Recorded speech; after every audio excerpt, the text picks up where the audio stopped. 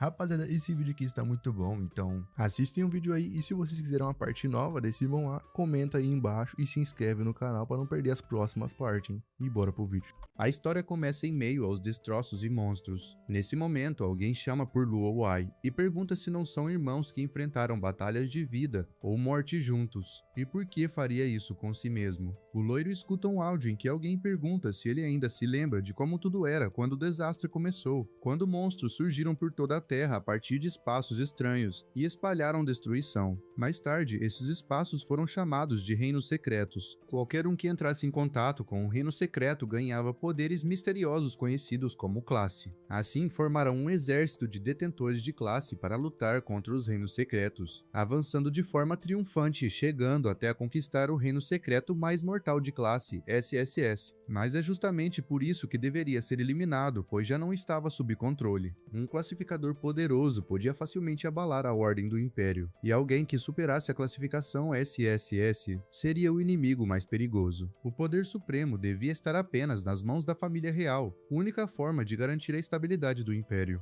Um garoto grita revoltado, perguntando se esse é o motivo dele para eliminar sua família e seus companheiros de equipe. Uma voz responde que é pelo bem da estabilidade do Império, e o garoto grita o nome Luo-Wai. Um estrondo ecoa e uma explosão acontece. Em outro lugar, alguém está com seu cavalo perto da água e comenta que já havia mexido na armadura antes, e que, quando ela explodir, um veneno composto entrará nos corpos feridos. Depois de sobreviver a uma guerra de nível SSS, eles não terão forças para resistir. Ele até trouxe um exército inteiro e diz que essa pode ser considerada sua maneira de mostrar respeito. Um garoto lembra do irmão e pensa que essa história de irmandade para a vida toda não passava de mentira, uma falsa lealdade. O sistema notifica que a habilidade oculta Mundo Espelho agora atende às condições de ativação. Décadas depois, garotos amarram um rapaz na porta, penduram-no em uma árvore e perguntam se está fingindo estar morto. Eles começam a bater nele e dizem que só de olhar para seu rosto com aparência abatida já irrita. O protagonista tenta explicar que não estava fingindo, mas acaba jogado novamente para dentro da água. Eles riem e dizem que se ele fingir de novo, vão dar uma lição ainda mais dura. Acham sua expressão engraçada e planejam puxá-lo para cima apenas para socá-lo mais vezes. Enquanto isso, o protagonista, ferido debaixo d'água, se pergunta por que sempre é tratado daquela forma, até que percebe um barulho estranho. Então alguém se aproxima e ordena que parem, pois ele pode realmente perder a vida.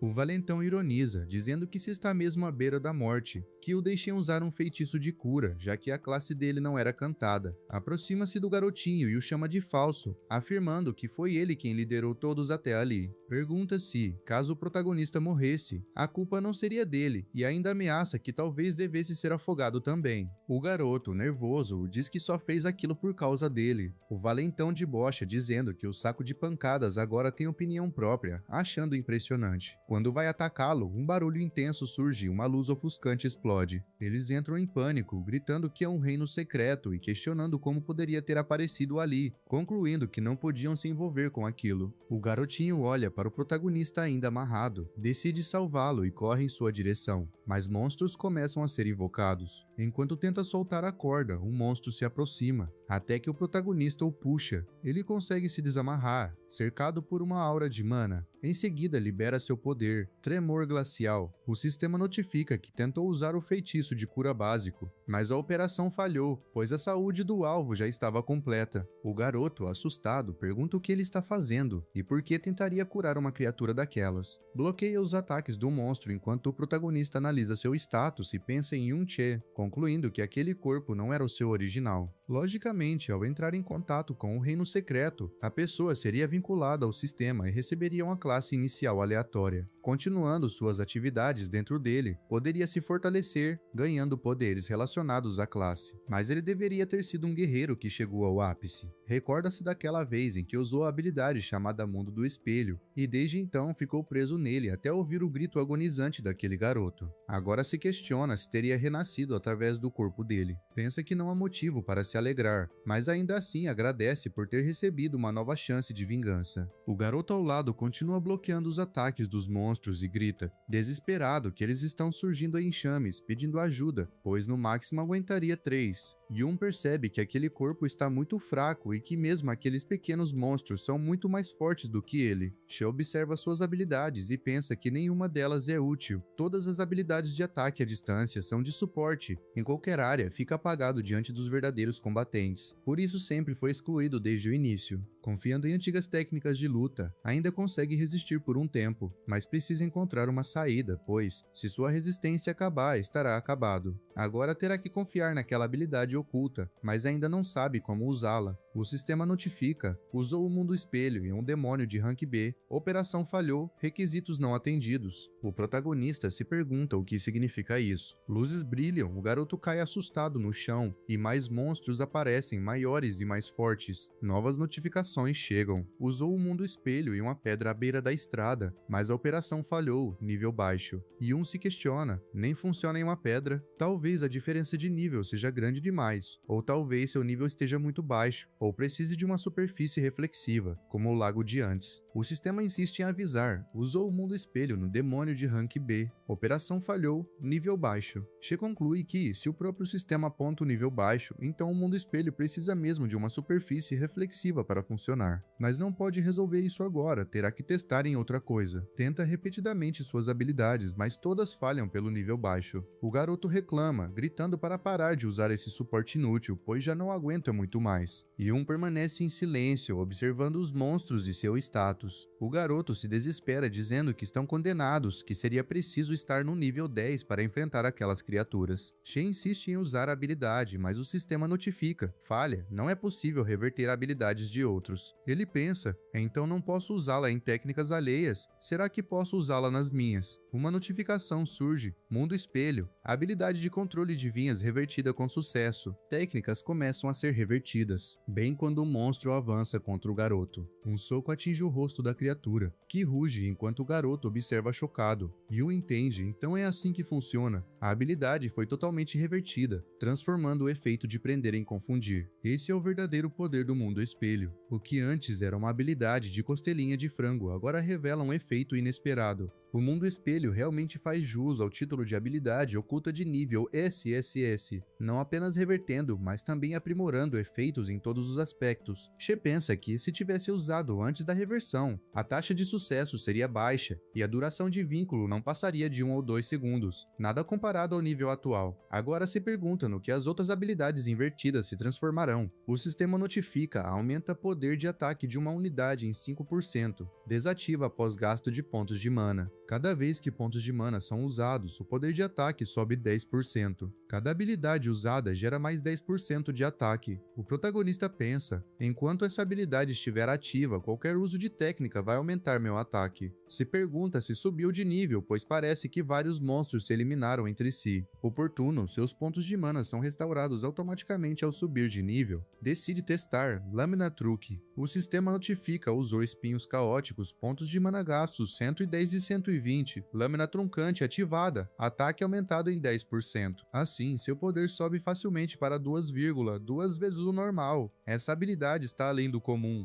Yun avança empunhando a lâmina e golpeia os monstros diante dele.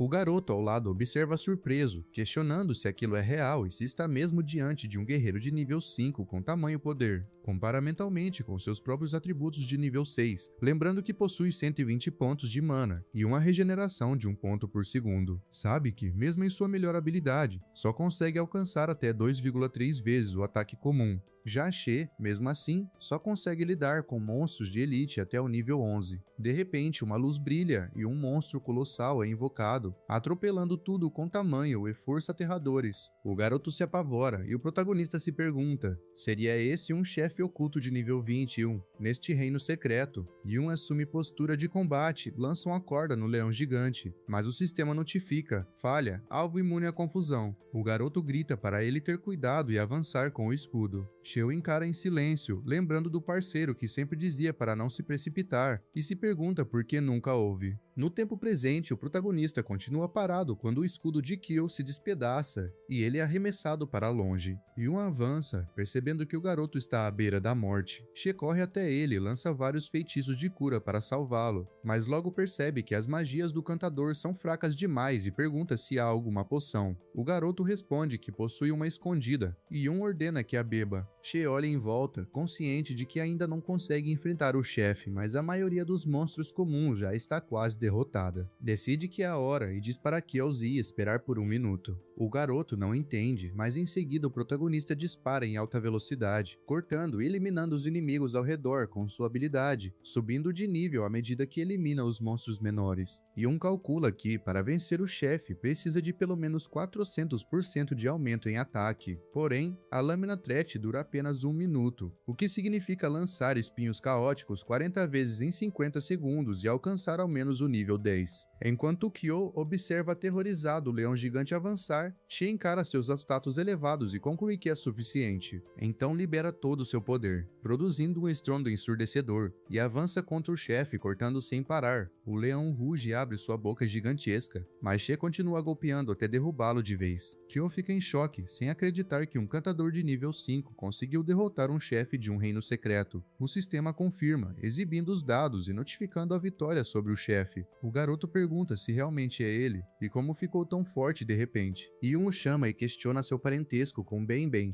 Z, surpreso, pergunta como ele sabe o apelido de infância de seu bisavô. She pensa se ele é realmente descendente de Ben, aquele garoto desprezado, e se as pessoas que conhecia não foram todas eliminadas por Luo. Comenta sobre o bisavô dele, mas Kyo interrompe dizendo que não há necessidade de falar disso agora. Se não quiser responder, não precisa. O protagonista se pergunta se é isso que ele quis dizer. Ji admite que não entende, mas sente que Yun escondia sua força o tempo todo, e lembra que precisam voltar à escola, pois no dia seguinte haverá uma visita ao Memorial de História Moderna. Fugiram, e os professores notarão. Yun pensa que não pode expor sua verdadeira identidade, caso contrário o garoto começará a suspeitar, e aceita ir. Em sua mente, reflete sobre o memorial. Lá talvez haja registros do que aconteceu após sua morte. No ônibus, sentado entre outros alunos, observa a paisagem passando e pensa em como o tempo mudou. Décadas se foram, o mundo está irreconhecível, usam até itens dos reinos secretos como energia para carruagens e tantas invenções novas que jamais havia visto antes. Algumas lembram fragmentos de coisas que encontrou em outros reinos secretos, mas ele se pergunta se não seriam apenas resíduos de monstros trazidos para fora. Entre os itens conquistados, carrega um anel de osso de quimera, feito a partir da costela da criatura que governava o reino secreto da carne, capaz de enxertar membros da quimera no corpo do usuário. Recorda como, naquela época, todos viviam sob o terror dos reinos secretos, principalmente quando surgiu o terrível reino secreto de nível SS, mas o rei Luowei liderou pessoalmente o exército e, apesar de enormes perdas, conseguiu conquistá-lo. No entanto, naquele mesmo período, enfrentou uma rebelião cuidadosamente arquitetada, cujo verdadeiro responsável todos julgavam conhecer. Yan reflete que equipamentos e grimórios podiam ser guardados no inventário, e até vendidos fora do reino secreto, mas objetos que não cabiam nele deveriam desaparecer junto com o domínio quando o chefe fosse derrotado. Se pergunta então, o que de fato ocorreu após sua morte. Ao descerem do ônibus, deparam-se com uma estátua imponente. O instrutor anuncia, diante deles está o imperador Luowei, o soberano que pôs fim aos desastres dos reinos secretos. Explica que, há mais de 50 anos, aquele mesmo local foi palco da célebre Guerra da Rebelião. Conta aos alunos que Yun Che, em quem o rei confiava profundamente, foi o traidor que o apunhalou. O protagonista pensa, atônito, que então foi assim que registraram os fatos, quando na realidade haviam limpado o reino secreto de nível SS e sido emboscados. O instrutor reforça que ninguém pode imaginar a dor de ser traído em uma ocasião divina, mas que o rei, mesmo ferido, resistiu, e com a ajuda do herói Jin Kun, conseguiu sufocar a rebelião. Yun se pergunta como aquilo pode ser verdade, principalmente quem é esse tal de Jin Kun. Os garotos de antes se aproximam, perguntando como ainda estão vivos se todos haviam haviam entrado no reino secreto recém-formado. O parceiro ao lado comenta que disseram que aquele domínio já tinha sido descoberto e que para outros surgir tão rápido, só poderia haver um especialista por perto. Concluem que tiveram sorte por encontrá-los. She se questiona quem são essas pessoas. Os alunos perguntam se realmente era um novo reino secreto e se não poderia ser outro desastre, e ficam chocados ao ouvir que sobreviveram. Um deles afirma que foi sorte, mas lembra que naquele dia quase morreram porque foram arrastados para lá, e pergunta como pretendem pagar essa dívida. Kyo rebate dizendo que a culpa foi deles e que vai denunciar o ocorrido. O valentão debocha, dizendo que ele parece não entender nada, e ordena que olhe para a estátua à frente, mostrando o avô sendo pisoteado pelo herói. Chama Benben de traidor, acusando Kyo de ser descendente dele, e pergunta se acha que alguém vai defendê-lo. Declara que pode insultar Kyo, mas jamais seu avô. O garoto fica confuso, enquanto os outros alunos cochicham, perguntando se realmente começou uma briga, e lembrando que o avô de Jin-Soo era o herói Jin-Kun. Reconhecem também Zi, descendente de Kyo, En, e comentam que seria o cúmulo um herdeiro de traidor, ousar insultar um herói, um completo absurdo. Dizem que, se não fosse pela intervenção do herói, incontáveis vidas teriam sido ceifadas. Jin insiste que não se importa com insultos pelas costas, mas não aceita afronta diante de si. O instrutor intervém dizendo que é imparcial e que dará a palavra justa. Aproxima-se de Zi e exige que ele peça desculpas, lembrando que, se o herói poupou sua família, deveria ao menos demonstrar gratidão, não caluniar.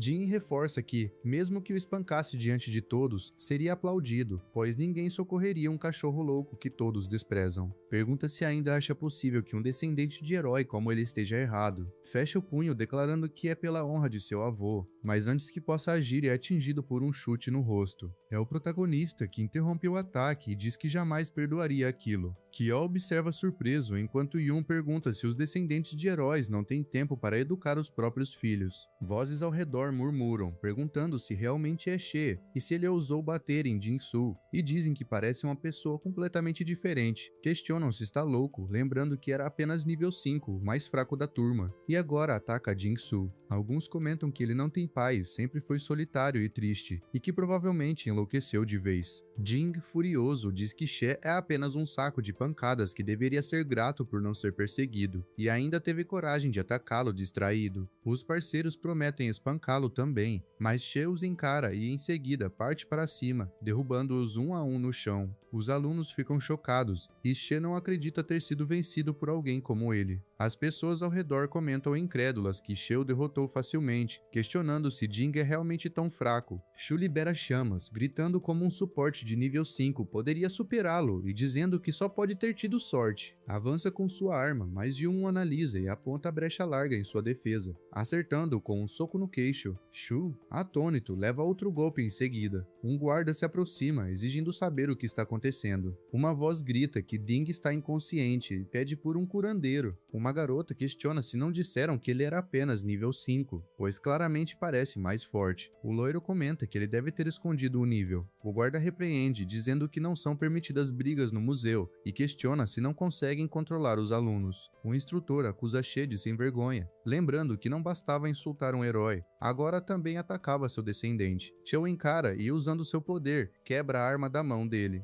Os alunos ficam em choque e um retruca, dizendo que, se são desavergonhados ou não, a professora que se dizia justa parece só ter ouvido o lado de Shu. Pergunta se por acaso não estaria tentando se aproximar da família dele. A instrutora rebate, afirmando que não fale tolices, e se pergunta que tipo de equipamento ele carrega, pois mesmo sem usar toda a força, Yun bloqueou seu ataque disfarçado. Ele responde que só estava comentando, mas que realmente não parece ser o tipo de pessoa que dizia ser. O instrutor afirma que vai descobrir a causa do conflito, e se pergunta de onde Yun conseguiu aquele equipamento, suspeitando até de apoio oculto. Observa que, mesmo que fosse de qualidade épica, não passaria de um saque de um chefe de nível 21, ainda insuficiente para enfrentar um professor de nível 35. O protagonista, impassível, responde que, como punição, deveriam apenas expulsá-los do museu e chama Kyo para ir embora. Zi o acompanha, enquanto todos ao redor ainda se mostram surpresos por ele ter bloqueado o professor, comentando se realmente um aluno poderia fazer aquilo. O instrutor ordena que curem Su. Já do lado de fora, os dois parceiros deixam o museu. She pensa que, no fim, ninguém sobreviveu, Olhando para trás, conclui que, nesse momento, qualquer resposta serviria, e pergunta se Kyo poderia contar mais sobre o que o herói Kun realmente fez. O garoto responde que não se lembra de tudo, mas que, aparentemente, Kun descobriu com antecedência o plano do traidor e armou uma emboscada perto da fenda de nível para reforçar a defesa, o que ajudou a encerrar a crise da rebelião. Do-hyun reflete sobre a tal emboscada e lembra de situações anteriores.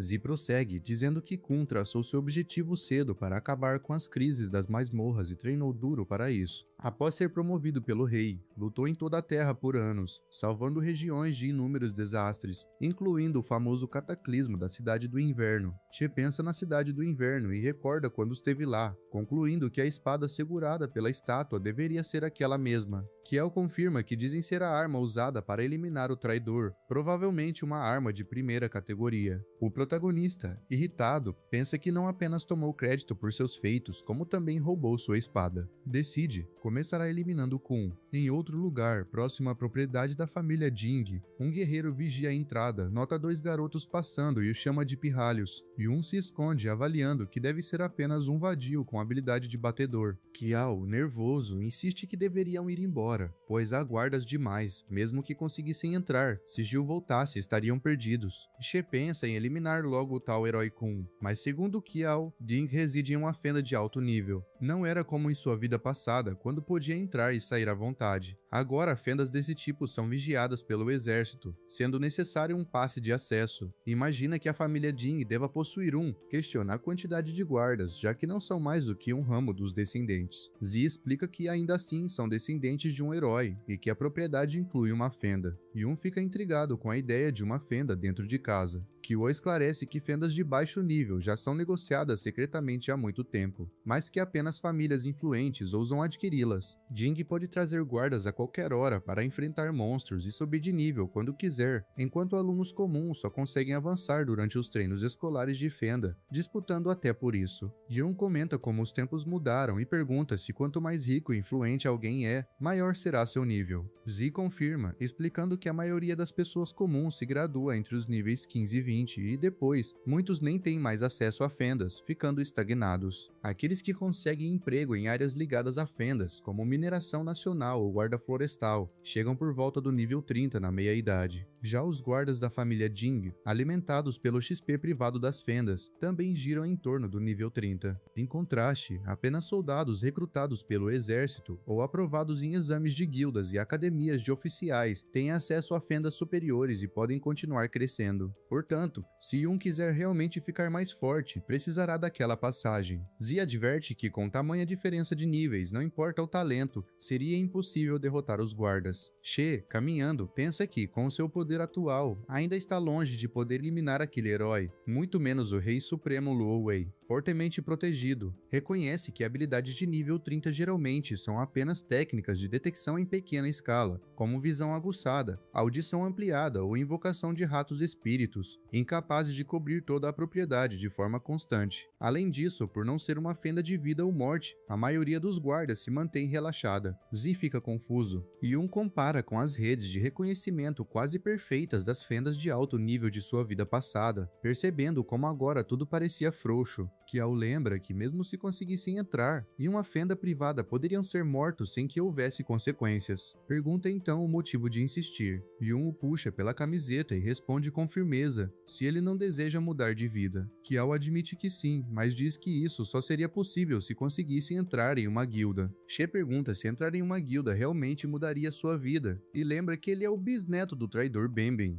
Kyo abaixa a cabeça sem jeito. O protagonista afirma que o destino só pode ser mudado no agora, não em um futuro incerto, e que cabe a ele decidir se vai seguir ou não. Yun reflete sobre Benben e se questiona se o descendente dele fará a mesma escolha. Zi respira fundo e resolve acompanhá-lo, pensando que não pode deixá-lo enfrentar sozinho um risco de morte. Não havia sinais de habilidades de patrulheiros do tipo invocação ali, então, se ficassem quietos, evitando linhas de visão e escolhendo o momento certo, poderiam entrar sorrateiramente. Eles param, e Kyo pergunta o que é aquilo. She responde que se trata de uma fenda subterrânea, de nível um pouco mais alto que a última. Não havia muitos monstros, provavelmente eliminados com frequência pelos homens de Jing. Estavam apenas 2 pequenos zumbis e seria uma boa oportunidade de tentar. Zi se assusta, afirmando que não poderia vencê-los. Os zumbis avançam, que ao recuar apavorado, bloqueia com o escudo e lamenta ter confiado nele, dizendo que quer ir para casa. O protagonista retruca que, ao menos, deveria tentar revidar. Kiao responde que não há chance, e garante que, com ele observando, nada daria errado. Diante disso, Zi encara o inimigo e contra-ataca. Outro zumbi se aproxima por trás, mas Kiao reage rápido e desvia. She observa satisfeito. Era como pensava, ele tem talento, mas é tímido e entra em pânico, só ousa se defender. Ainda assim, sua consciência espacial é impressionante e quase não se fere. O que falta é coragem de se desafiar. O bisneto já dera o primeiro passo.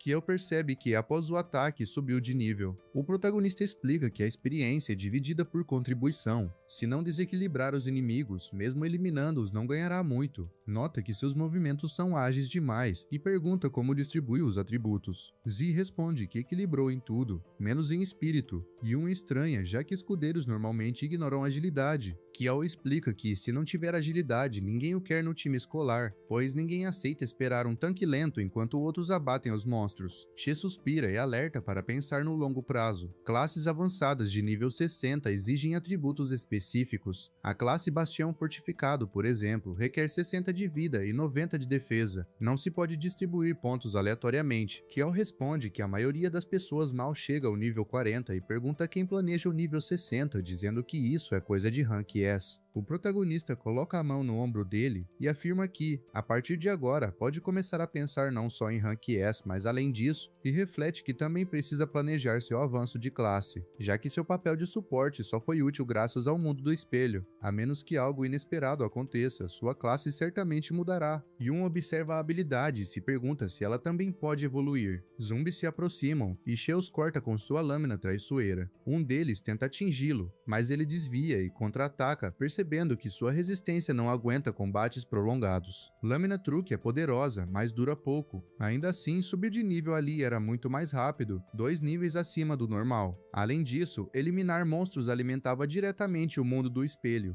De repente, She percebe patrulhas mais frequentes dos guardas de Jing e se esconde. Kyo comenta que com menos monstros o risco aumenta. Yun concorda, ponderando que pelo livro de habilidade obtido nem toda inversão é útil em combate, e ainda faltava 30% para o mundo do espelho evoluir. Mesmo no nível 1, já era ridiculamente forte, e certamente ficaria ainda mais no próximo. Se derrotasse o Senhor daquela fenda, poderia subir instantaneamente para o nível 2. Em outros reinos, nem sempre a habilidade recebia experiência, então era melhor focar no Senhor da área central. Observa a densidade das patrulhas, invocação de ratos espíritos, corujas e outras técnicas de rastreamento, até que seus olhos se fixam em uma criatura acorrentada. Kiao, impressionado, diz ser a primeira vez que via um senhor sob controle, lembrando que em fendas escolares professores guardam os senhores, sem permitir aproximação. Aquelas correntes deviam ser de um equipamento de altíssimo nível. She observa um guarda urinando próximo e, sem hesitar, salta sobre ele, incapacitando-o. Em seguida, caminha até o homem caído, decidido a interrogá-lo. Com voz firme, anuncia que seria melhor colaborar e falar honestamente. O guarda, caído no chão, implora para que não o machuque e pergunta o que Yun deseja saber, prometendo contar tudo. Admite que a família Jing não paga tão bem e não valeria a pena perder a vida por eles. Yun decide ir direto ao ponto. O homem pergunta se é sobre os passes para o reino dos heróis e revela que há uma pilha deles no estúdio do bisavô, garantido que não é nada raro. Afirma já ter visto várias vezes o bisavô retirar passes do estúdio para sair com o chefe. No entanto, todos são temporários, sem registro pessoal, e alerta que sem alguém da família para escoltá-los, seria barrado. She o puxa, ordenando que tire tudo da mochila do sistema. Do lado de fora do reino, já na mansão da família Jing, Yun questiona se aquele era o único livro de encantamento que possuía. O guarda confirma que sim, explicando que a família Jing é mesquinha. Tudo obtido dentro do reino deve ser entregue, e os guardas recebem apenas pequenas recompensas. Na residência interna, guardas não têm sequer permissão para entrar. Só o jovem Jing circula livremente. Lá, todos estão acima do nível 30, usando equipamentos de ponta.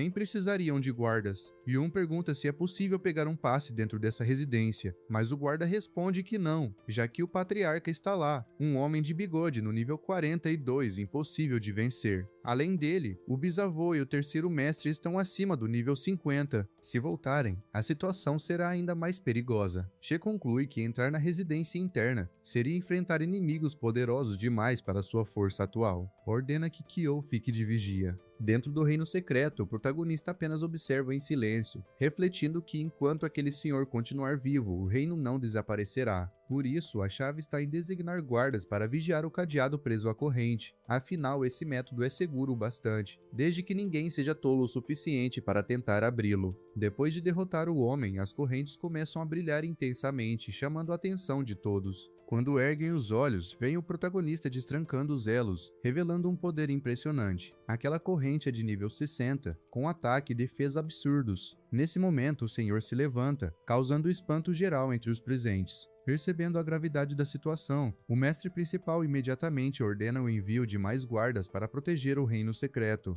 Enquanto isso, o garoto de óculos observa atento cada movimento. Já o protagonista, tendo conquistado o equipamento de nível 60, agora possui acesso suficiente para atravessar com facilidade até a residência interna. No portão principal, o mordomo abre a porta do carro e anuncia a chegada do segundo mestre e do jovem mestre. Shu desce zombando, dizendo que fazem alarde apenas para carregá-lo. O mestre, sorridente, pede para que a senhorita saia do carro. Duas garotas descem e ele as recebe cordialmente, chamando-as de bem-vindas à humilde morada. Porém, ao notar algo estranho, golpeia um subordinado que bloqueava sua passagem. Em seguida, todos entram. Do lado de fora, Kyo observa escondido. Yun aparece de repente, questionando por que ele está com aquele olhar e se a família Jin havia retornado. Zi pergunta como conseguiu chegar tão rápido. She responde que isso é segredo, lembrando que até mesmo capturar vivo um senhor de nível 30 não é fácil, e que sem sua intervenção não teriam conseguido subjugar o inimigo. Pergunta então se Kyo viu algo. O garoto revela que aquele homem era seu tio, e confessa que, na época em que o traidor e sua família foram exterminados, fizeram de um jeito que ao menos poupasse a eles mais humilhações. Desde então, a família Kyo suportou a malícia do Império, agravada por ordens secretas de Jin Kun. Foram reduzidos a servos, usados ocasionalmente como demonstração de poder, sobrevivendo apenas pelo favor da família Jing, em submissão e degradação. Explica que seus anciãos desejavam mudar isso, mas o preço foi alto. Seu pai perdeu a razão e seu tio virou cão da família Jing. O protagonista o encara, decide avançar e declara que vai até a residência interna. Zi o alerta de que o patriarca está lá, nível 42, totalmente equipado, e que, se encontrá-lo, será a morte certa. Yun, firme, responde que numa era em que os reinos secretos estão sob rígido controle, não há esperança sem assumir riscos e que algumas coisas, se ele hesitar, nunca serão realizadas. Oferece-se para ajudá-lo a mudar sua vida, mas afirma que precisa tomar a própria decisão. Kyo, abalado, pergunta se podem mesmo desafiar um clã tão poderoso. She responde que o que ele deseja desafiar não é apenas a família Jing, mas todo o Império. Dentro da residência, o mestre pergunta como o senhor do reino conseguiu se libertar. A loira ao seu lado tenta aliviar, dizendo que podem visitá-lo outro dia. O mestre retruca que não há necessidade, seu irmão mais velho cuidará da situação. Afirma que, comparado a um mero reino secreto, Sha é muito mais importante. Informa que ao saber da visita, seu pai e seu terceiro irmão já estavam a caminho, e que isso é mais do que suficiente. Além disso, o próprio vovô herói já foi contatado, ansioso para vê-lo. She, escondido, reflete que o tal vovô herói só pode ser o próprio herói Kun. Lembra que entrar no reino secreto do herói exige permissão e escolta, e nota que esse homem parece ter status enorme, inclusive carregando o mesmo sobrenome que o seu. Se pergunta se é coincidência e decide focar primeiro em conseguir a permissão de entrada. Enquanto isso, uma das garotas percebe algo estranho. Empregadas passam pelo corredor e o protagonista se move sorrateiro até entrar em um escritório. Do lado de fora do reino secreto, no complexo da família, o senhor anuncia que finalmente subjugaram o Lorde. O chefe da família comenta que foi solto de propósito por alguém, mas agora não encontram esse intruso em lugar algum. Raciocina que arriscar tanto não poderia ser apenas por um item raro, e ordena que a residência interna seja selada, pois não podem deixar que a jovem visitante seja incomodada. No escritório, Yun vasculha gavetas. Pensa que não havia muitos itens, mas encontra livros livros de habilidade e um diário. O sistema notifica que sua habilidade de deslocamento pode eliminar objetos do tamanho de tijolos, com duração de 4 segundos. Ele abre um dos livros. Habilidade Luz Lenta, que reduz a velocidade de inimigos em 20% em um raio de 20 metros. No portão da residência interna, Kyo estranha a concentração de guardas. Pensa que, se seu parceiro não sair logo, perderá a chance de escapar. Se for capturado, terão ainda mais justificativas para punir sua família. Decide fugir em silêncio para salvar a si mesmo, mas lembra das palavras de Yun: cada um precisa escolher por si mesmo.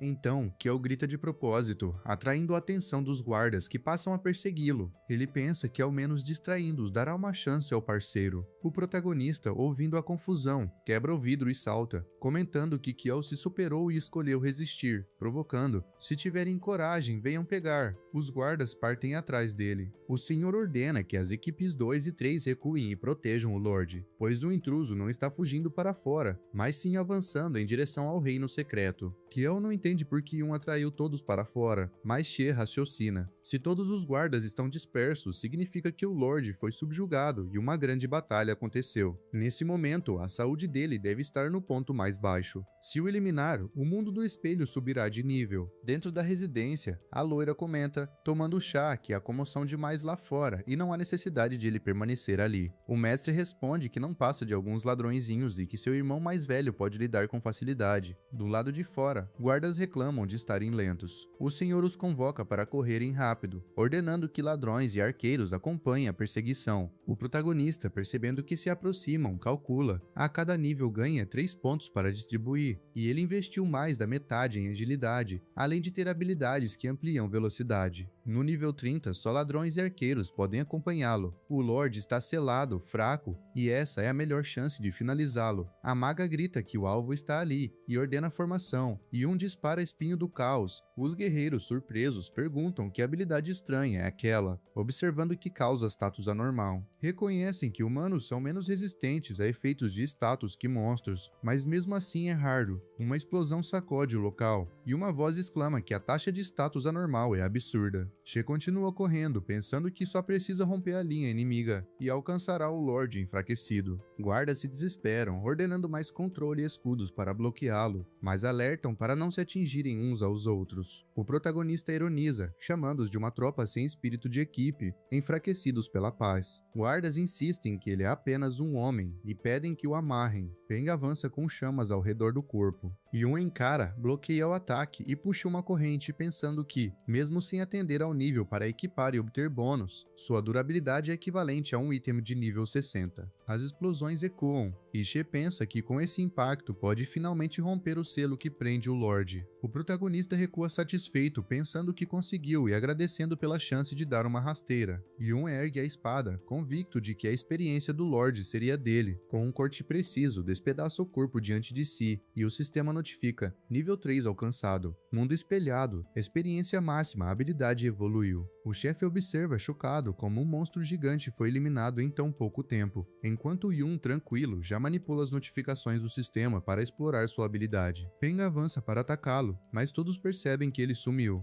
Yun é transportado para outro lugar e estranha, um mundo dentro do espelho, tudo invertido, esquerda e direita trocadas. Nota que os guardas à sua volta são ilusões, mas ao segurar uma pedra, conclui que objetos ali são reais. Se pergunta se, após alcançar o nível 2, poderia trazer coisas do mundo espelho para fora. Observa a lista de habilidades inativas, e o sistema notifica: habilidades corporais principais ainda não aprendidas. Yun entende que são versões invertidas de todas as habilidades, mas só pode ativá-las depois de aprender o original no mundo real. Percebe que a inversão de nível 1 era apenas uma prévia enfraquecida, e que agora poderia até pré-selecionar combinações poderosas, planejando seu progresso de forma estratégica. Olha para o lado e nota uma alma, logo depois várias outras. Esqueletos surgem e ele deduz que foram transformados em mortos-vivos. Avança com a lâmina, testando-os, e conclui que não são tão fortes. O sistema notifica: contrata o morto-vivo disponível. Essa alma pode ser vinculada e levada para fora do mundo espelho, limitada ao seu nível máximo. She se surpreende, pensando que não apenas pedras, mas até mortos-vivos poderiam acompanhá-lo no mundo real. Enquanto isso, os guerreiros do lado de fora ainda discutem, confusos se o reino havia desaparecido e como Yun sumiu. Alguns cogitam ser furtividade, mas são repreendidos. Furtividade tem limite de tempo e forma física. Não poderia enganar tanta gente. O chefe, furioso, os golpeia, exigindo explicações de como puderam deixar escapar. Ordena que, se não o encontrarem, paguem pelo reino perdido. De repente, Yun percebe que o limite do mundo espelho terminou. Se pergunta se retornará ao mesmo ponto de entrada ou se há outras condições. Ben grita que ele reapareceu. She sorri sem pressa e pensa que depois de tudo merecia uma vingança. Invoca os mortos-vivos, proclamando que experimentem seu exército. Os guerreiros ficam em choque, perguntando se aquilo eram espíritos malignos. O chefe, porém, mantém a calma, dizendo que não são nada além de mortos-vivos comuns e já lidou com vários. Eles erguem escudos, observam as barras de status de nível 20 e relaxam, confiantes, recebendo ordens para contra-atacar. Enquanto os guerreiros bloqueiam, Yun permanece oculto, refletindo que esses ainda são fracos. Se ao menos houvesse mortos-vivos de nível superior, aquela rabuda não teria chance. Entre os que encontrou, conseguiu contratar 20 dos mais fortes.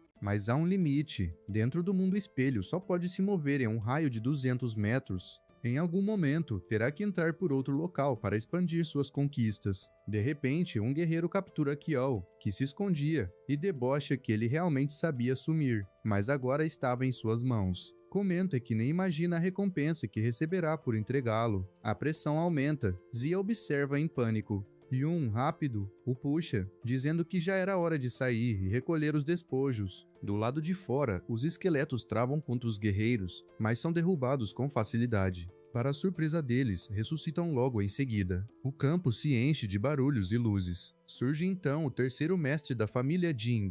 Ele suspira e afirma que todas aquelas criaturas são invocações, e que mesmo que possam reviver, com certeza consomem mana. Basta eliminá-las repetidas vezes, até o invocador não aguentar mais. Um dos senhores pergunta se a senhorita Yunmiao já retornou, na residência interna da família Jin. Um dos filhos se desculpa, dizendo que não conseguiu fazê-la ficar, e relata que o intruso foi extremamente arrogante, não apenas gritando diante da residência, mas também arrombando janelas. O grande mestre, furioso, comenta que o invasor conseguiu entrar até a parte interna, e que, além de não o capturarem, sequer sabem sua aparência. Pergunta o que todos estavam fazendo. O segundo mestre assume a culpa, mas tenta amenizar dizendo que a senhorita concordou em ir para o reino secreto dos heróis. Então, pelo menos a questão do vovô foi resolvida. Kun intervém afirmando que assim que descobrirem quem é o intruso, ele será eliminado, e ordena verificarem o que mais poderia ter sido roubado. Em outro ponto, o protagonista observa o passe temporário em suas mãos e pensa que ainda precisa de alguém para levá-lo até o reino secreto dos heróis. Conclui que isso não é urgente. Reflete sobre sua conquista. Alcançou o nível 20 dentro da propriedade de Shu. Seu anel de osso da Quimera está quase destruído, mas obteve mais de uma dúzia de livros secretos de habilidades, a maioria de cânticos de suporte, que poderá usar para aumentar seus atributos. Com atributos fortalecidos, poderá esmagar adversários do mesmo nível. O sistema notifica o aumento de poder. Habilidade passiva permanente, armadura do Cavaleiro Corrompido.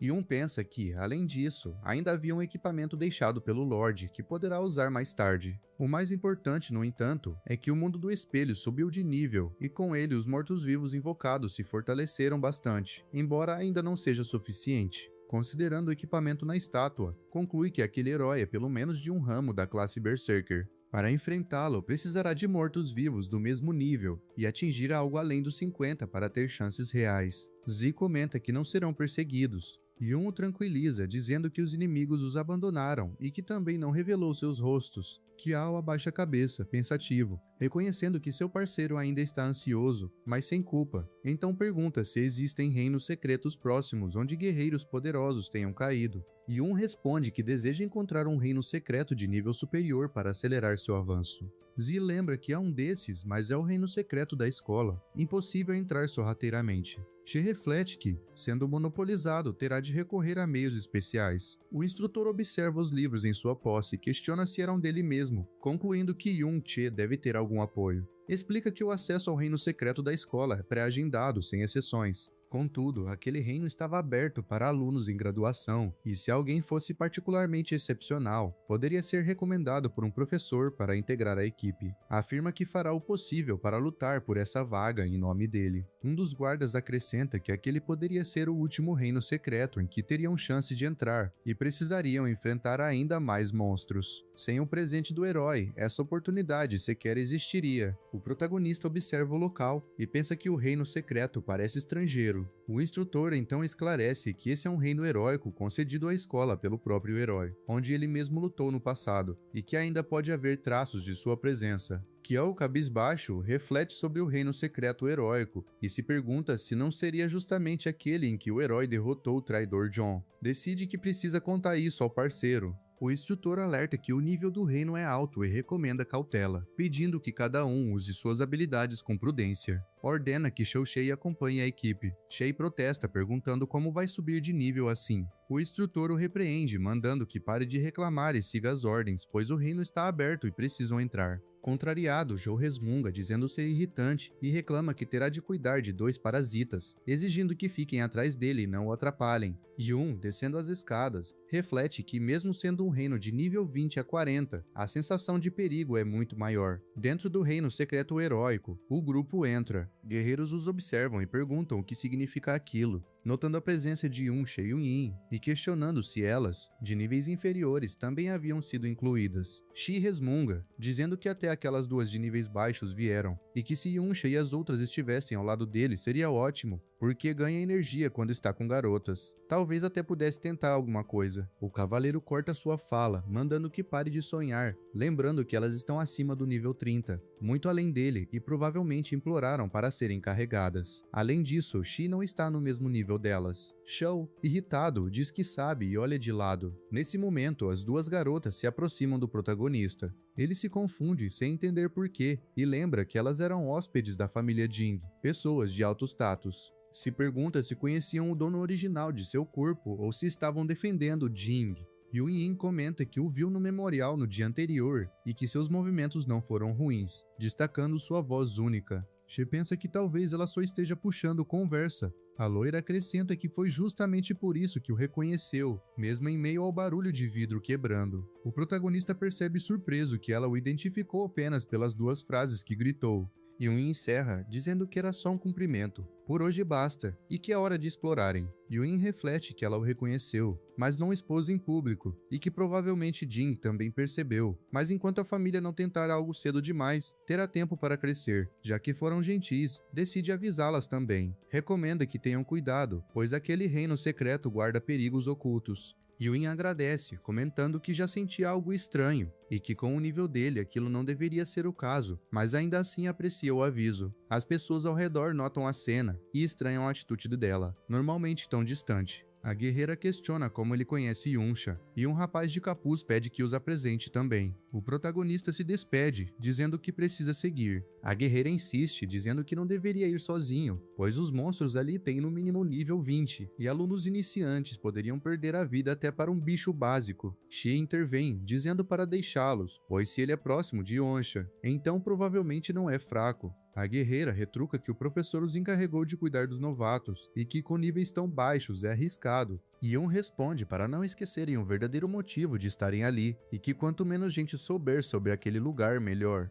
Shi provoca, perguntando se ele pretende compartilhar algo, lembrando que todos têm sinal de socorro equipado, então basta ignorá-los. Pensa consigo que não entende como um ninguém como ele pode estar ao lado de Yunsha, e que já que se superestima, merece morrer.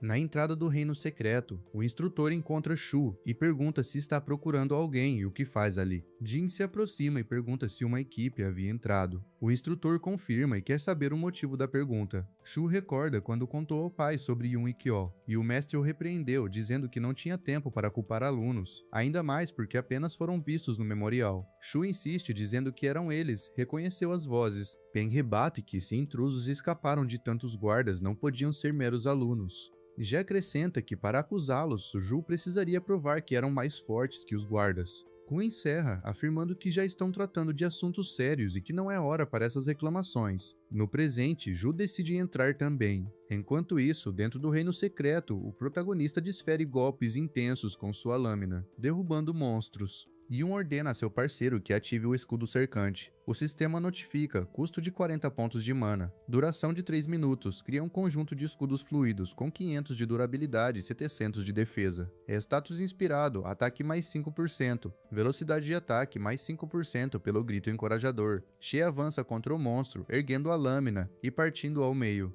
O sistema avisa. Lâmina truque, ataque mais 70, 7 segundos restantes, nível aumentado. Zay vibra ao perceber que também subiu de nível novamente. O protagonista pensa que os livros de habilidades tomados da família Jing eram práticos. Escudo de área e gritos de incentivo, perfeitos para o estágio atual de Kyo. Mesmo que os monstros fossem de nível mais alto, as novas técnicas do parceiro faziam enorme diferença. Recorda-se ainda do professor mencionando que havia uma criatura rara naquele reino secreto. A besta de obsidiana, com chance de dropar uma habilidade de suporte de atração gravitacional. O sistema exibe lista de habilidades, técnica de fases, invisibilidade, queda de pena, leite venenoso, atração gravitacional. Yun reconhece, é justamente a habilidade essencial que havia marcado no mundo do espelho. Enquanto isso, ele pensa que também poderia encontrar mortos-vivos, lembrando que guerreiros fortes perderam suas vidas ali. Decide procurar nas áreas mais altas. Então seus olhos se arregalam. À frente, vários corpos flutuam no ar, como almas suspensas em grande quantidade. O protagonista observa atento e se pergunta por que tantas bestas de pedra radiante de nível elite estão se movendo juntas, calculando que já percorreram pelo menos 1 quilômetro, muito além do alcance normal de monstros errantes. Recorda que monstros raros em reinos secretos não renascem em pontos fixos, vagando por toda parte, e que sua força é muito superior à dos monstros comuns. Na época em que a humanidade ainda não era forte, encontrar um errante significava preparar-se para uma luta mortal, pois eles podiam até escapar do reino secreto, causando inúmeros desastres. Porém, na mesma medida do perigo, derrotá-los concedia muito mais experiência e saques de alta qualidade. Enquanto Yun ataca, percebe que são fortes demais para enfrentar diretamente e decide apenas explorá-los por hora. Luzes surgem, revelando uma habilidade de cura contínua, mas logo os monstros começam a soltar golpes violentos. She tenta desviar, mas acaba atingido, notando que os ataques são rápidos e constantes. Conclui que, mesmo com sua velocidade, não consegue evitar todos. Sua vida e defesa estão muito baixas, e se não fosse o escudo de Kyo, teria sofrido ferimentos sérios. O protagonista invoca mortos-vivos, mas percebe que eles não conseguem conter os inimigos. Ao menos, os movimentos ainda são relativamente lentos. Yun recua, pensando que sua vida e defesa não podem ser melhoradas rápido. Para derrotar aquelas bestas, precisa contar com o aumento de defesa do parceiro, e sugere primeiro caçar monstros comuns para subir de nível. Te lembra que nas terras altas havia muitos monstros perfeitos para evoluir. Em combate em equipe, o portador de escudo é a linha de frente indispensável, enquanto os demais causam dano protegidos atrás dele. Desde então, todos os pontos de Kyo foram investidos em defesa, além da armadura saqueada dos guardas da família Jing. Agora ele já possui as habilidades essenciais de um verdadeiro escudeiro, capaz de bloquear ataques de monstros de nível 20. O protagonista instrui: afundar o corpo, postura firme e girar o escudo na direção do ataque. Kyo faz como mandado e comenta que a durabilidade caiu menos que antes. Yun o alerta para os próximos golpes. O monstro atinge Zi, jogando-o contra o gelo, mas She contra-ataca imediatamente e explica que é preciso sempre prever o ataque seguinte, não balançar o escudo em excesso e deixar margem para responder ao golpe mais grave. Recomenda manter a tensão constante, mas corpo relaxado, tensionando apenas no momento de defesa. Ressalta que, como escudeiro, precisa estar ciente dos movimentos da equipe atrás de si. Kyo sorri, absorvendo o ensinamento. Ambos bloqueiam os ataques e o protagonista reforça que quando a diferença de poder é pequena, é a técnica que decide vitória ou derrota. Logo, Yun percebe que o parceiro subiu de nível, podendo enfrentar inimigos com mais confiança e recebendo mais experiência. Zi alcança o nível 15 e finalmente pode aprender uma nova técnica. O sistema notifica: blindagem de escudo. Adiciona a armadura externa ao escudo, aumentando a durabilidade em 400 e a defesa em 512. She pensa que este é o último livro que Kyo pode aprender entre os saqueados da família Jin. Com a blindagem, seu escudo fica ainda mais resistente, tornando-o capaz de enfrentar até um elite errante. Nesse momento, 3 guerreiros se aproximam, notando a presença de tantas bestas errantes de elite e questionando de onde surgiram. Comentam que é perigoso demais para alunos e que precisam lidar com a situação. Era uma equipe de professores que afirmam conseguir enfrentar monstros comuns de nível 30, mas que errantes de elite são outra história. Então uma luz aparece, é um sinal de socorro disparado pelos alunos. Os professores decidem que precisam resgatá-los primeiro, mas reconhecem que os errantes também são uma ameaça séria. Um deles se dispõe a ficar para trás se necessário. O protagonista comenta que provavelmente são os únicos de guarda naquele lado, e que o sinal pode ter sido ativado justamente pelos errantes. Apenas 2 professores talvez não sejam suficientes. Como os monstros ainda não os perceberam e seguem vagando devagar, basta observá-los de longe. Os professores entendem e partem, recomendando que os alunos não ajam por conta própria, pois se forem vistos não terão como escapar. E um murmura que na verdade são os monstros que não escaparão agora. Ele liberta novamente seus mortos-vivos, mas eles são rapidamente destroçados pelos ataques brutais. O protagonista então avança em velocidade, aproximando-se do inimigo principal. Com sua lâmina desfere um golpe devastador, cortando a criatura ao meio e eliminando-a. E um reflete que conseguiu derrotar um errante com sucesso, ficando cada vez mais adequado àquela classe, mas que ainda está longe de se aproximar de sua vida anterior. Reconhece que, embora a reversão de habilidades aumente bastante seu ataque, a base de uma classe de suporte continua sendo baixa. Se pudesse elevar um pouco mais sua força ofensiva, as batalhas seriam muito mais simples. O sistema notifica sobre a equipe de erradicação de ratos e reféns, o juramento do soldado. She conclui que subiu de nível novamente, como esperado de um monstro raro de elite, pois a experiência obtida é enorme. O sistema informa sobre os itens deixados para saque, e à medida que a fumaça se dissipa, surgem notificações de objetos coletados. O protagonista avalia uma arma de alto poder de ataque, percebendo que ela preenche perfeitamente a lacuna de seu baixo dano base, facilitando lutas futuras. Lamenta, no entanto, que o livro de habilidades de atração gravitacional não tenha sido derrubado, considerando que a taxa de obtenção parece ser bem baixa. Pensa que, com sorte, poderá encontrar novamente mais errantes. De repente, surge a dúvida: será que o sinal de socorro disparado há pouco não seria, na verdade, um de grau especial, usado apenas por esquadrões de professores? Do lado de fora, eles observam com surpresa 50 monstros se reunindo no mesmo ponto. Um rebanho inteiro se aproxima. Yun-Sha exclama que nunca vira tantos concentrados de uma só vez e questiona o que poderia estar acontecendo. O professor explica que não tem certeza, apenas seguiram o sinal para prestar auxílio. Ele partiu de uma caverna e provavelmente há pessoas presas lá dentro. Organizam-se para um esforço de resgate, mas o número de inimigos é tão grande que nem mesmo todos os professores juntos parecem suficientes. Se eles também ajudarem, seria perfeito, afinal, é o dever de cada um. A loira ergue uma estrela mágica e libera seu poder diante de todos, aumentando o ataque e a energia mental do grupo. Os presentes reconhecem a força do feitiço, comentando que é pelo menos de grau épico. Logo em seguida, Yunin manifesta sua habilidade, provocando nova onda de espanto entre os aliados, que elogiam o poder devastador das duas. Concluem que com elas, finalmente será possível resgatar os presos. O protagonista observa de longe e pensa que não apenas os equipamentos, mas também as habilidades das garotas são de primeira linha, fortes o bastante para lidar com a situação sem depender dele. Ainda assim, sente curiosidade, o que poderia ter atraído tantos errantes para aquele local. Decide então entrar para investigar. Caminhando, Yun percebe que todo o espaço está tomado por cristais reflexivos e que poderia acessar novamente o mundo do espelho ali. Lembra que, no dia anterior, na residência da família Jing, quando o tempo do mundo espelhado expirou, não conseguiu retornar de imediato, e agora reflete se apenas seres vivos possuem reflexo, enquanto monstros não. No entanto, cadáveres ainda permaneciam. Questiona se não seria ele o único com forma física dentro daquele domínio. Logo entende, foram os professores e alunos que acionaram o aglomerado de errantes, disparando o sinal para atrair reforços. Estão resistindo num terreno estreito, o que garante a sobrevivência temporária. Mas algo ali com certeza atraiu tantos monstros. O protagonista olha mais à frente e reconhece a causa: depósitos de minério de cristal especial. Conclui que não é à toa que Ti e os demais se dirigiram àquela caverna. Diferente dos cristais comuns do mundo externo, os produzidos em reinos secretos possuem propriedades únicas, capazes de originar equipamentos, acessórios e itens mágicos raros. Valem muito mais do que o peso em ouro. O sistema confirma: minério de cristal espelho que pode ser retirado para o mundo real.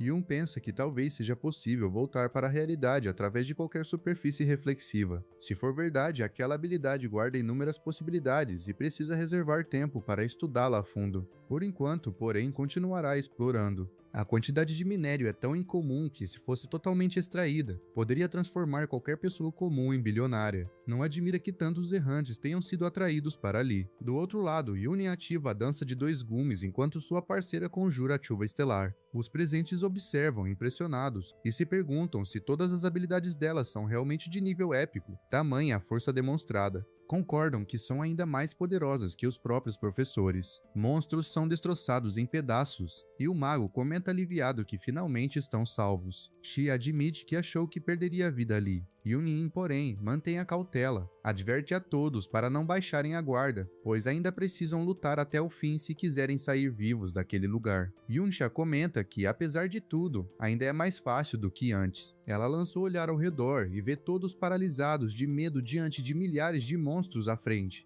Uma voz surge entre o grupo, perguntando se todos os errantes de todo o reino secreto se reuniram naquele ponto. No mundo do espelho, luzes explodem, pedras se soltam do teto, e ao erguer os olhos, o protagonista se surpreende com uma enorme flor brilhante suspensa no ar. Yun se pergunta se aquilo seria o tesouro oculto do reino secreto, e logo raciocina, se os minérios de cristal são produtos especiais daquele lugar, então aquele núcleo cristalino deve ser o verdadeiro tesouro oculto. Ele sabe que tal tesouro é a essência cristalizada de todos os recursos do reino, formado ao longo de muito tempo e surgindo de forma totalmente irregular. Muitos jamais verão um em toda a vida, por isso os tesouros ocultos sempre possuem funções especiais. Este em particular aumenta atributos, acelera a regeneração de mana, permite acumular mais lâminas truque, fortalece resistência mágica e ajuda a prolongar a sobrevivência em combate. O mais impressionante, reduz em 20% o dano de luz e eletricidade, uma propriedade rara até mesmo em equipamentos lendários.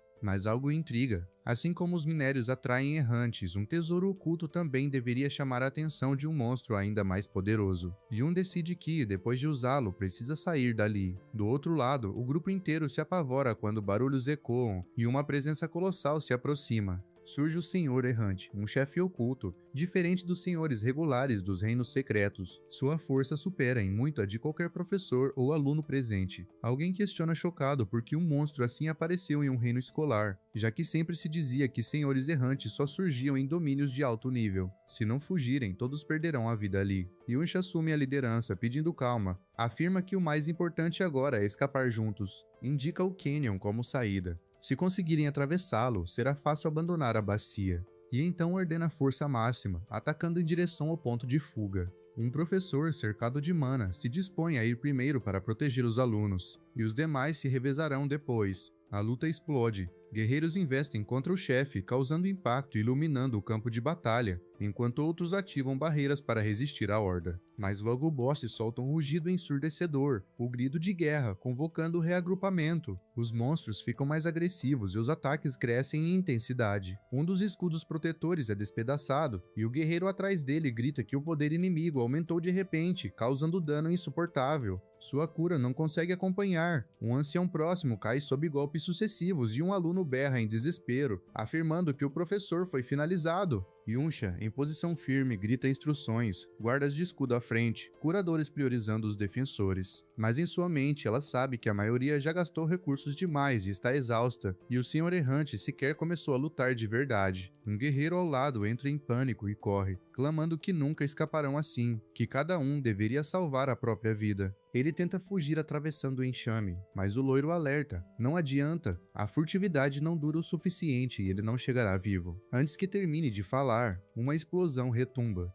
O Senhor Errante emite uma luz devastadora, e o fugitivo é reduzido a cinzas. A fumaça se dispersa, revelando que até parte do Canyon foi obliterada junto. O cavaleiro grita em horror. O ataque do chefe é insano. Não há mais como escapar. O poder só cresce, e ele percebe que agora o alvo é ele. As garotas avançam, ativando escudos poderosos. O sistema informa sobre os dados de ambos. Yunsha ordena que os mais fortes sustentem a linha. O escudo invocado é um equipamento de nível 70. Sua resistência é confiável, mas ninguém ali consegue equipá-lo adequadamente por causa do nível. Chi, atônito, pergunta por que um reino secreto escolar teria um monstro desse porte. O loiro olha ao redor, refletindo que todo o esforço anterior para salvar os colegas pode ser desperdiçado. Ao menos, acredita que aquelas duas crianças não se envolveram, mas quando lança o olhar de novo, nota que justamente os alunos do fundo, aqueles que deveriam ter ficado do outro lado do vale, estão ali. Uma voz grita para tomar cuidado.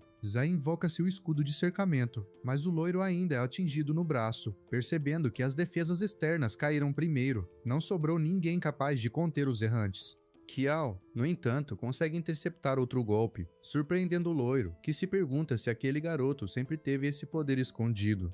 Um a um, os escudos dos guardas vão sendo destruídos. O de Zi se rompe também, e ele acaba ferido. O loiro, tomado pela amargura, conclui que não há como salvá-los desta vez. O protagonista avança e dilacera um monstro diante dele, enquanto o loiro observa surpreso. Yun elogia Kiao, dizendo que ele se comportou bem. Ainda caído no chão, Kiao sorri aliviado ao vê-lo e responde que está feliz. Shen então ordena que deixe o resto com ele. No mundo real, pouco antes, o protagonista refletia diante da flor luminosa. Além do núcleo de cristal oculto no mundo do espelho, havia também o original no mundo físico, o que dobraria seus ganhos dali em diante. O problema é que extrair aqueles minérios é extremamente demorado. O sistema notifica que o tempo no mundo do espelho está se esgotando e resta apenas remover uma porção. Yun raciocina que cada cristal exige 10 minutos para ser retirado, e decide priorizar o núcleo de cristal espelhado mais valioso. Um tremor sacode o ambiente, e Che suspeita que algo aconteceu. Logo depois, o protagonista atravessa novamente o reflexo, percebendo que pode entrar e sair livremente do mundo do espelho enquanto tiver tempo restante. Quando o limite se esgota, o sistema inicia a recarga. Assim que retorna, uma ofensiva massiva é lançada.